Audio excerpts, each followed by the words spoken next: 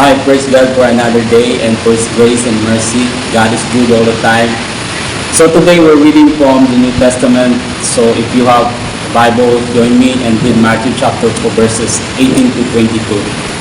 And Jesus, walking by the sea of Galilee, saw two brothers, Simon, called Peter, and Andrew his brother, casting a net into the sea, for they were fishermen. Then he said to them, "Follow me, and I will make you fishers of men." They immediately left their nets and followed him. Going on from there, he saw two other brothers, James, the son of Zebedee, and John his brother, in the boat with Zebedee, their father, mending their nets. He called them, and immediately they left the boat and their father and followed him. So Jesus approached these fishermen and asked them to follow him. Now, in order to feel the significance of this, we've got to realize that it was common in first century Judaism for potential disciples to actually seek for a rabbi or a teacher to learn from. What we're seeing is that these men are not seeking Jesus. This is Jesus seeking after them. He's initiating his relationship with his followers.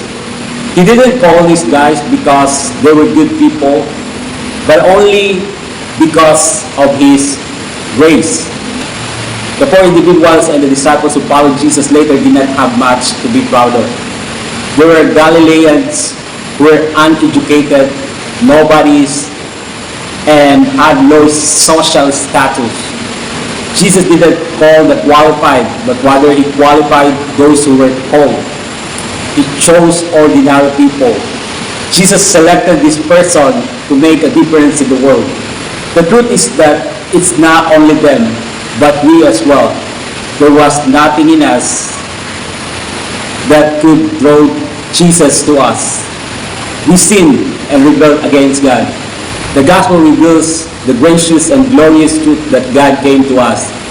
This Jesus, the Savior, Messiah, and God in the flesh took the initiative to call you and me to Himself. These two sets of brothers immediately respond to Jesus' call to follow.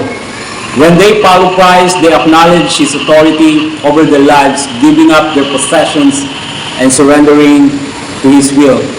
They made a smart decision. God desires that we live our lives with open hands, not tied to earthly things. The disciples responded with immediate obedience. They followed Jesus and trusted Him even though they had no idea where they were going. Following Jesus means to abandon our will for His will, our way for His way, and trust Him. Following Jesus means we must deny ourselves, take up our cross, and follow Him. Jesus said to the men He called that He would make them fishers of men. Being a disciple of Jesus involves winning and leading others to follow Jesus. The call and commission were not just given to the disciples or apostles. It is given to all who follow Jesus. If you are a Christian, God wants to use you to win, lead, and help others follow Jesus Christ. God wants to use you for His glory. Jesus is calling us all to follow Him. Jesus has sought us out. He has chosen us and gifted us for what He wants us to do.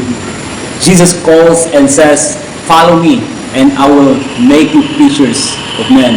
Well, how about you? Is your response, "No, not me"?